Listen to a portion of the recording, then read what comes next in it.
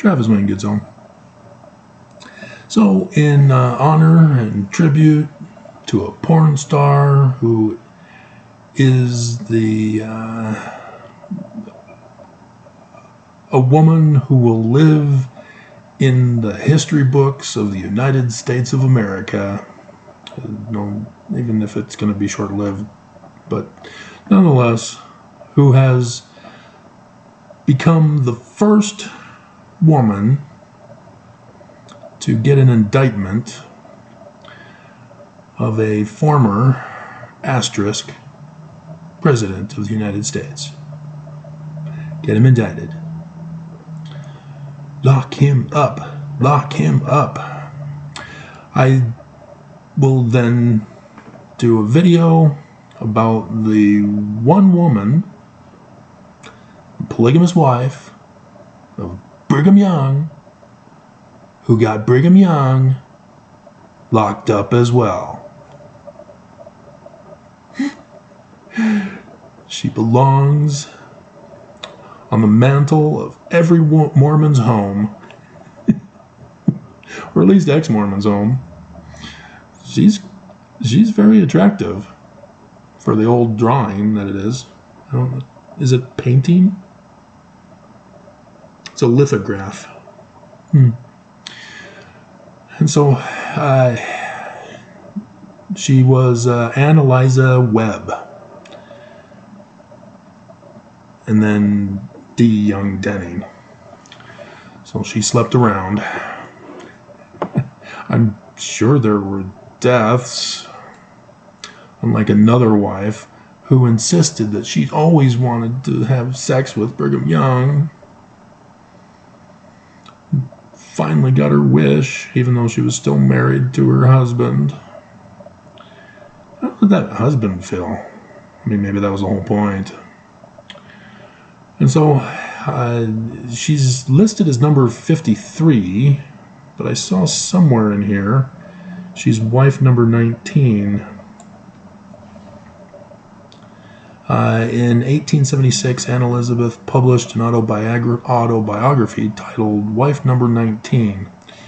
In it, she wrote that she had a desire to impress upon the world what Mormonism really is, a criminal organization, to show the pitiable condition of its women, held in the system of bondage. Book of Mormon says that would be the case. They're still practicing polygamy, Mormons. I am still Mormon. I haven't been excommunicated. I haven't signed the papers to leave. I just don't go to church.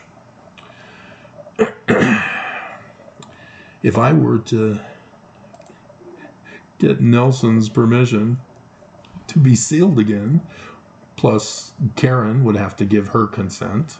And I think they even said that even though, because I had to do that for marrying Karen in the Salt Lake Temple, room number 13, had our wedding feast at the Lion House in the Beehive, next to the Beehive House. And get sealed again, I would be sealed again to a second wife. The Church of Jesus Christ of Latter-day Saints, with Brigham Young as the first president. Joseph Smith never called it the Church of Jesus Christ.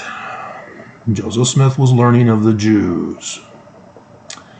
And so they don't recognize the United States government. Brigham Young had formed his own kingdom, and the United States came the next year and took it away. And Brigham Young was fighting them ever since, kicking out governors, kicking out judges, so that he can control the land. And that's why the army was sent in and delayed the Salt Lake Temple building and all that. And I wonder if Brigham Young's endowment ceremony involved more masonry than what we knew before 1991 when Benson had it changed. I wonder, because I hear the Warsaw Lodge had learned of what Brigham Young had done and had dissolved the Nauvoo Lodge because of that, and so nobody was allowed to be a Mason in Brigham Young's church, and they had animosity until when Kimball let there be peace and harmony again. But I wonder if, because I haven't seen that on people who've done documents on the original temple ceremony of Brigham Young's, but I wonder. I have to weed through their bias, not understanding of the differences between the two religions. But yeah, so I do wonder. And so they don't recognize divorce. They don't recognize marriage. They don't recognize divorce. But the government recognizes the church as a religion. So when you get sealed in the temple, the government accepts that as an acceptable marriage. And so even though you get divorced, you're still sealed. And the government, if they knew this, would shut down the church for practicing polygamy. But the church says, oh, no, they don't have sex. Doesn't matter. It's all about the license. If there's a license, it's a marriage, and you can't have more than one. And that's what the church is doing. The sealing is a license, and it still is on the records. And so we are practicing polygamy as a church. And Nelson comes out in 2019, changing the law of chastity. He now orders all priesthood holders to divorce your wife and marry again. And each of those divorced wives are to give consent for him to marry another woman, and then divorce her and marry another woman, and then divorce her and marry another woman.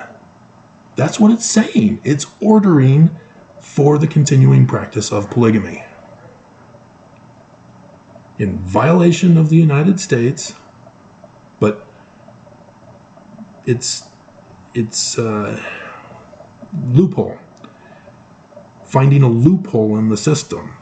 He's telling you, ordering you to divorce so that you can practice polygamy. And should I even reveal this? I think the bad Mormons have left, put the thumbs down and a hate comment and death threat, and are gone. They're not listening. So maybe I can get away with this. They're building their kingdom. They're getting it back. And when they get it back, only the faithful will be put into leadership positions. The faithful will be those who have multiple wives, because those divorced women will have to go back. They're married. You have to go back to them. And those who are slothful, who had the one talent and refused to divorce her, they're going to be cast out of the church and the wife taken from them. You watch. You don't think they're this evil? You don't think this is what they're plotting? You watch. This is the final year of the latter days. Even though Nelson pushed back the second coming for another year, 2026,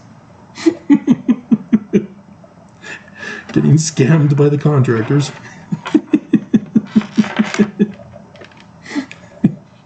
You watch. Okay. So let's see. Yeah, it's under excommunication. She was excommunicated by Brigham Young on October 10th, 1874. She filed for divorce January 1873, so you can see Brigham Young was pissed. And when you read Section 132 of the Doctrine and Covenants about polygamy that replaced monogamy of Joseph Smith, you see that it's the linguistic pattern of Brigham Young from going over his talks and the temple that he had set up, the endowment ceremony, as well as the sealing ceremony that he set up. And so 1832 is a lie. It's the year before Brigham Young died, which was the year after the divorce was granted in January 1875, and Young was ordered to pay $500 per month allowance, as well as $3,000 in court fees. When Young initially refused, he was found in contempt of court and sentenced to a day in jail, with an additional $25 fine.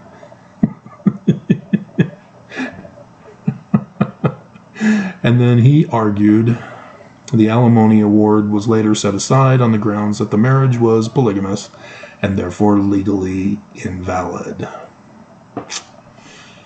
She had him by the balls, and she cut him off spiritually.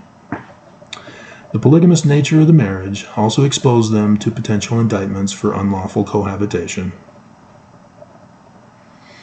Yep. So when Oakes says his thing, you know what they're talking about. He gave that in October 2019, after a year now of the new polygamy law. They know what they're doing. Don't be fooled by them. Lock him up. Lock him up. Lock them all up.